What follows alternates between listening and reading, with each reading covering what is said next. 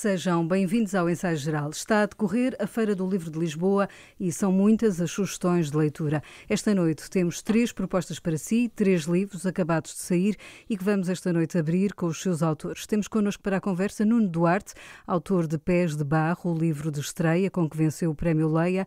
Do Brasil, acabada de chegar, Mariana Salomão Carrara, autora de A Árvore Mais Sozinha do Mundo e que já venceu o Prémio São Paulo de Literatura. E Sérgio Treffaut, nascido no Brasil, mas certamente um dos realizadores brasileiros mais português e que está aqui para nos falar de um projeto, Venham Mais 5, que é uma exposição e, simultaneamente, um livro que pode encontrar na Feira do Livro de Lisboa. Bem-vindos, muito obrigada por estarem no Ensaio Geral. Nuno Duarte, comece por si. Pés de Barro é um livro que tem como cenário a construção da Ponte 25 de Abril, então Ponte Salazar, e que dá ao leitor um retrato daqueles que foram os suspiros finais de um regime, mas ao mesmo tempo também nos mostra um retrato social daquela época. O que é que lhe interessou a si, como autor, trazer para a literatura este período de tempo de Portugal? Este período, em primeiro lugar, foi uma necessidade de colocar as personagens que eu tinha, que foram o ponto de partida, numa década que fizesse sentido. E depois, a partir desse momento e a partir da construção da ponte, e tendo em conta que a ponte é tantas vezes usada como um símbolo do bem-fazer do Estado Novo, eu interessou-me fazer o contraponto e falar não só da construção da ponte, mas de tudo aquilo que estava por baixo e à margem da ponte, que era uma desgraça. E é esse olhar que traz para este livro, este retrato também da Alcântara, daquela época em que a ponte foi construída. Era uma Alcântara muito pobre. Era um Portugal muito pobre, eu diria, não é? E a guerra teve o condão de começar na mesma altura e sair do mesmo sítio, não é? Portanto, era um Portugal absolutamente miserável, que normalmente não é recordado quando se recorda o Estado Novo como sendo uma coisa boa. Faltava isso na literatura portuguesa, este retrato desta forma? Sentiu isso? Não senti isso. Fui lá parar por acaso, como disse, comecei nas personagens e depois acabei por ir lá parar um bocado por acaso, mas é um período da história que me interessa muito e que infelizmente é muito atual e, portanto, depois apeteceu-me falar sobre isso e se calhar vai continuar a apetecer nos próximos livros, não sei. Já vamos querer saber mais sobre este Pés de Barro, outro olhar sobre outra realidade social, mas do outro lado do Atlântico, é o que nos dá a Mariana Salomão Carrara neste A Árvore Mais Sozinha do Mundo, editado pela Companhia das Letras. Lemos sobre uma vida rural, a partir da visão de uma grande árvore, este olhar também para a vida de uma família que trabalha na apanha do tabaco, na agricultura. Que olhar para esta realidade social quis a Mariana trazer através da literatura? Eu gosto de trazer bastante intimidade, né, das pessoas, nos meus outros livros também. Então, essa mudança para o contexto rural não ocasionou uma mudança também da abordagem. Para mim, continua muito íntimo, continua sendo um tema de relações entre as mulheres, da família, avó, mãe, filhas, mas sofrendo ali essa situação social atual ainda, né, na região sul do Brasil, que me chamou a atenção por conta de uma matéria, né, da BBC que apareceu narrando uma epidemia de suicídios no Rio Grande do Sul. Isso me intrigou muito, né, por uma epidemia de suicídios. E na pesquisa eu fui percebendo que existe uma contaminação por agrotóxicos, uma depressão química e um hiperendividamento dessas famílias. Um sistema todo feito, né, para que essas famílias, as que não estão bem, né, vão se acumulando ali nos juros e as intempéries também. Então eu quis trazer a intimidade, a parte da casa mesmo, é narrada por um espelho português, inclusive. Então ali ele tem uma intimidade maior com as pessoas dentro da casa, fazendo a comida e as discussões ali. A árvore acompanha bastante a lavoura e a exaustão toda que acontece, as crianças envolvidas nisso também. Tem uma caminhonete rural que tem um trajeto, né, de ir e vir com as folhas e algumas lembranças também dessa família, e a roupinha de proteção, que é uma voz mais infantil, justamente ali na hora da pulverização. Então foi um olhar assim, dos espiões domésticos, né, a partir de cada ponto geográfico em que eles estão, narrando o que eles observam e o que eles vão descobrindo também dos problemas financeiros e depressão, enfim. É curioso que diga que partiu de uma notícia que viu. O escritor é sempre esse espectador atento, às vezes encontra esse salto para a literatura em coisas que podem não ser tão óbvias. Eu estava, na verdade, fazendo uma pesquisa para o outro livro, né? Eu estava terminando Não Fossem as Sílabas do Sábado e pesquisei alguma coisa sobre suicídio e veio essa matéria. Então, eu já estava bem porosa, né, para absorver literatura. Então, primeiro, como ser humano, me intrigou demais essa tragédia. Depois eu senti que ali tinha uma história mesmo, né? Sérgio Treffaut, Venham Mais 5, é certamente uma frase que toda a gente conhece e ouve a voz do Zeca Afonso de fundo. É um livro e é também uma exposição que inaugurou recentemente com imagens tiradas por 30 fotojornalistas, jornalistas estrangeiros que estiveram em Portugal neste período do 25 de Abril ao 25 de Novembro de 75. Que imagens foram estas que estes fotógrafos, que olhar é que eles, no fundo, mostraram ao mundo de Portugal? Porque, no fundo, eles foram quem levou este período de Portugal ao mundo. Entre o 25 de abril e o 25 de novembro, talvez as pessoas não saibam, Portugal estava na manchete de todos os jornais e revistas do mundo inteiro. E eu sabia, por razões familiares, meu pai é jornalista, meu tio, enfim, vivi dentro de uma família de jornalistas e estava acostumado que em Portugal estivessem os correspondentes do New York Times, do Monde, dos grandes jornais. Mas eu não sabia que os maiores fotógrafos do mundo, quando diz fotojornalistas, pode parecer qualquer um, não. Nós estamos falando dos maiores fotógrafos do mundo. Sebastião Salgado, os grandes prêmios da Gama, da Sigma, da CIPA, estiveram aqui fotografando durante um ano e não fotografaram apenas as atividades políticas, tiveram uma paixão pelo país, fizeram um retrato do período revolucionário nos campos, nas cidades, e são os fotógrafos mais premiados do mundo. Nós reunimos nessa exposição que está nesse momento em frente à Lisnávia, em Cacilhas. É uma exposição monumental. Cada fotografia tem o tamanho de uma pessoa, muitas vezes é gigante, e são 2.000 metros quadrados de exposição. Reúne um patrimônio que esteve fora de Portugal e longe de Portugal durante 50 anos. Foi uma luta. Eu tento fazer essa exposição faz mais de 30 anos com a Margarida. Era um projeto muito antigo, sim.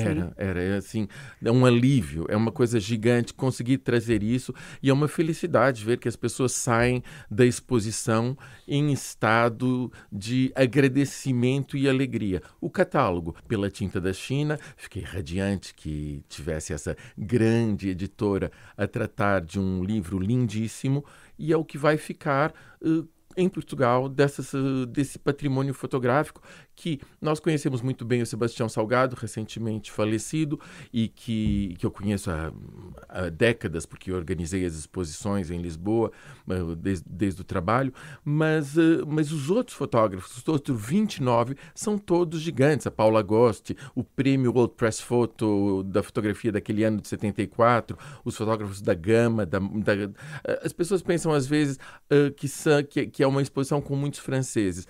É um equívoco, porque, de fato, as grandes agências da fotografia estavam em Paris.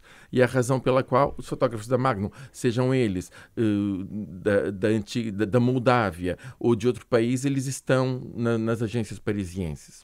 Esta exposição e este catálogo, no fundo, veio fotografar ou retratar aquilo que é o final do livro do Nuno Duarte. Pés de Barro tem como núcleo central a ação a vida deste pequeno bairro de Alcântara que falávamos há pouco, centrado na vida do Vítor Tirapicos, que vivia, como diz, num país onde falta a batata, onde faltava tudo.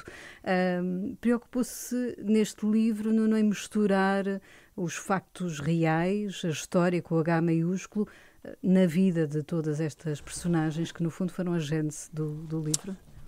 Sim, até porque eu não era nascido, não é? Portanto, como tive que ir fazer investigação, descobri tantas coisas que eram interessantes de colocar na história e que faziam sentido para a história, não é? Quer-nos dar alguns exemplos? A queda da estação do Cais de Toré, que é um facto verídico e também é verídico que os trabalhadores da ponte tenham ido ajudar porque tinham maquinaria pesada para levantar os escombros, não é? Isso, por exemplo, foi um assunto que me interessou, não é? Não consegui chegar às cheias de 67 pelo livro Acabantes, mas havia N acontecimentos históricos, não é? Que me interessavam. E me interessavam, quer dizer, e fizeram sentido na história. O roubo das ferramentas na ponte é um acontecimento real, aquilo aconteceu. Depois, o resultado final, eu inventei... Ferramentas americanas, porque a ponte estava a ser construída com técnica americana. De ferramentas que desapareceram de um dia para o outro, ou de uma noite para um dia. Eu depois, no livro, explico-lhes o que é que aconteceu, mas é inventado, ninguém sabe. Como é que até foi hoje. fazer essa investigação? Foi muito para divertido. Os jornais da época? Sim, o Diário de Lisboa, que tem o arquivo online, foi uma fonte fantástica de pesquisa. Eu conseguia saber, inclusivamente, qual era a meteorologia do dia, não é? Se eu quisesse. E depois, claro, há os livros da época, não é? O Seara de Vento, que eu já falei. Há um livro sobre a construção da ponte que se chama A Ponte Inevitável, que também foi muito importante, e depois muitas outras coisas que encontrei na Biblioteca Nacional. Mariana Salomão Carrara, o seu livro traz-nos também aqui o problema das alterações climáticas de que já falou, dos agrotóxicos, dos pesticidas. É de facto um tema muito, muito atual e muito pertinente não só para o mundo, mas em particular também para o Brasil. Que dimensão política que tem esta questão hoje em dia no Brasil? Nós vivemos um período nefasto, né, de diversas liberações de agrotóxicos muito pesados e que são proibidos em outros lugares também. E é sempre um perigo iminente, estamos sempre liberando mais, não há evolução positiva. Então, acredito que politicamente é gritante esse assunto, ainda que eu aborde sempre mais da perspectiva doméstica, né, e muito literária, mas realmente preocupa todo mundo, né? Não só, nesse caso que as folhas não são comestíveis, elas afetam literalmente, né, quem está pondo a mão nesse veneno ali. Mas nas comidas também estamos sofrendo com tudo isso. E no livro, a questão climática foi... eu escrevi, terminei e publiquei no ano passado, e houve uma catástrofe no Rio Grande do Sul. Não sei se chegou muito aqui, mas foi terrível. Enchentes inéditas. E eu já tinha feito o livro e achado até que eu tinha exagerado. No fim, o resultado da vida real veio a ser pior. E a árvore não compreende essa destruição da natureza, pela natureza, né? Ela entende que é uma atrocidade da natureza contra os homens. Ela tem esse amor pela humanidade e não coloca nenhuma culpa na gente. Realmente, ela só se culpa muito, né? Então, a gente tem essa narração distorcida pela árvore que é lamentando muito cada geada que destrói as folhas, cada seca que depois, né, enfim, destrói também, e depois a enchente, e tudo isso ela se penando por fazer parte dessa atrocidade toda que é a natureza para ela, né? Então... Mas em momento algum parece que paramos para pensar por aquilo que estamos a fazer ao planeta. Nesse sentido, a literatura e os escritores em particular também têm esse poder de alertar de outra forma? Com certeza, eu acho que sentir uma história, né, e sentir um problema a partir de seres humanos, né, e de uma narrativa é muito mais contundente, fica muito mais na cabeça de todos nós do que uma notícia ou uma abordagem acadêmica, né? Eu costumo dizer que é como se fosse um chá, o chá gelado, né? Uma água gelada, você põe um chazinho, você recebeu essa notícia. Você esquentar essa água e deixar esse chá pegar na água toda é a literatura, o cinema, enfim, todas as artes e como elas podem comover e mover, né? Sérgio Treffaut já aqui disse que este Venham Mais 5, o catálogo, é algo que vai ficar. É uma espécie de missão também sua deixar este documento ou estes documentos desta época fixados num livro que não termine na exposição? Sim, mas também é construir um discurso à volta disso tudo, um discurso de emoções. As fotografias são fotografias muito emotivas e há, tanto na exposição como no livro, um arco narrativo, uma linha. Começa com a Festa da Liberdade, 25 de abril, 1º de maio, chegada dos exilados, mas também uma espécie de explosão da palavra e da imagem que é transversal já ao ano 74, 75, os murais todos pintados. Depois o segundo capítulo, tanto do livro como da exposição é sobre as novas formas de poder. O poder nas fábricas, com greves, com autogestão, o poder dos militares que deixam as casernas e se transformam em participantes da sociedade, fazendo educação, fazendo imensas outras coisas, preparando as eleições, o poder nos campos com a reforma agrária e o poder das novas eleições. Nunca em Portugal se tinha existido uma verdadeira eleição aberta e livre. E, finalmente, também os 2 capítulos finais, as independências, que fazem parte do programa do MFA original. E então as pessoas dizem 25 de abril, independências. Claro, é o ponto de partida. Os mesmos fotógrafos, Sebastião Salgado, João Gomi não, mas o Jean-Claude Francolon, que estiveram aqui em 25 de abril, foram imediatamente para a África, para Angola, para Moçambique, fotografar, e fotografaram o Leste de Andrade.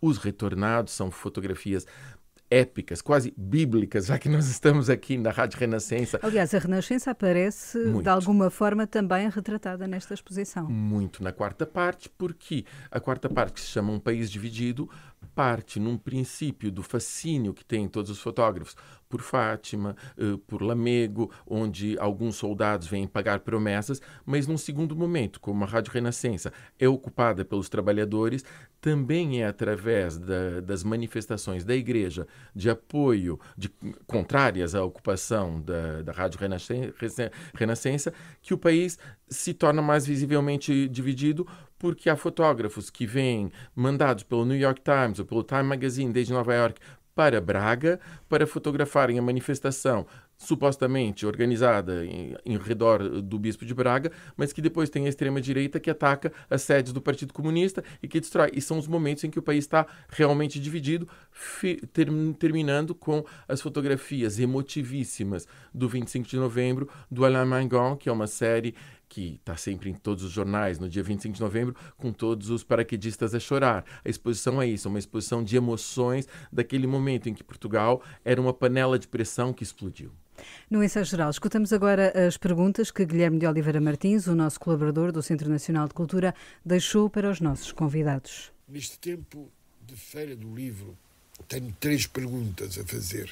A Sérgio Treffaut, perante o projeto Venham Mais 5, Olhar Estrangeiro sobre a Revolução Portuguesa, com 200 imagens em grande formato de alguns dos maiores fotógrafos do mundo que retrataram a Revolução e que acompanharam as independências das colónias, permite-me, lembrando a memória de Sebastião Salgado, questionar como é que estas imagens tão impressivas e marcantes poderão constituir-se fatores mobilizadores para os cidadãos em nome da força da democracia, como apelo à reflexão e à participação.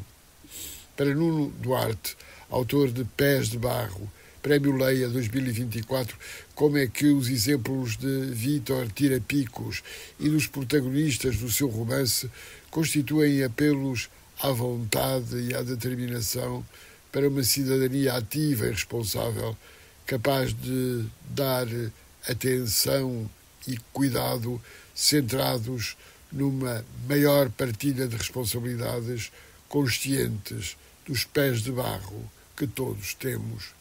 Para Mariana Salomão Carrara, como compreender que para sobrevivermos à escassez de tudo e ao colapso climático como em A Árvore Mais Sozinha do Mundo, urge considerar os esquecidos para que se tornem lembrados e ouvidos cada vez mais. Sérgio Treffaut. Eu diria que a missão desta exposição quase é fazer uma reposição da história.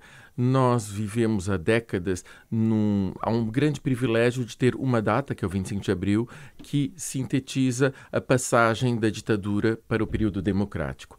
Ora, houve 1 ano e meio em que o país virou do avesso. E essa exposição retoma essa realidade que é muito ocultada. É como se nós tivéssemos uma árvore que oculta a floresta. E essa exposição abre um leque enorme de realidades portuguesas, de tudo que aconteceu ao longo de 1 ano e meio, e é por isso, às vezes, que ela não é tão bem querida, porque é algo que não se quer lembrar, e eu faço questão de lembrar. Nuno Duarte. Eu, enquanto escritor, não queria pregar mensagens a ninguém. Não quero mesmo, até porque não me sinto nesse direito, nem com essa capacidade. No entanto, pregando um bocadinho, eu acho que esta pergunta tem implícita uma situação política atual. Eu, por acaso, ontem fiz uma reflexão sobre isso. Não fui o único a fazê-lo, certamente, e nem o primeiro, mas a forma de combater estas coisas, estes fenómenos... Aliás, até o Lobo Antunes disse isso ontem vi uma citação dele que disse que um povo que lê não se deixa escravizar. E, portanto, a cultura, a literatura, a fotografia, o teatro, o cinema, sejam eles quais forem, não precisam de pregar por si próprios bons exemplos. Basta existirem. E basta que as pessoas os leiam e sejam incentivados a ler, porque eu acredito que uma população culta e minimamente informada dificilmente se deixa enganar como uma parte da nossa se deixou, os Estados Unidos, o Brasil recentemente, por aí fora. Mariana. Na linha do que já falou o Nuno, acredito que o objetivo inicial é fazer literatura, né? Fazer boa literatura, essa é a meta. E aí, a partir disso, é claro que todos os efeitos podem surgir. E o Brasil é um repositório infinito de esquecidos, né? Então, quando a arte vai lá e faz um retrato, é sempre uma esperança, né, de que isso extrapole também o próprio âmbito da arte. Muito obrigada, Mariana Salomão Carrara, Nuno Duarte, Sérgio Treffaut, por terem estado no Ensaio Geral. Isto foi só assim um pequeno apontamento daquilo que são e que é o vosso trabalho e que eu espero que o público também possa seguir. Fica aqui este Ensaio Geral, que hoje teve apoio técnico de Beatriz Garcia. Agradeço aos nossos convidados. Estamos de regresso de hoje a 8 dias. Boa noite e bom fim de semana.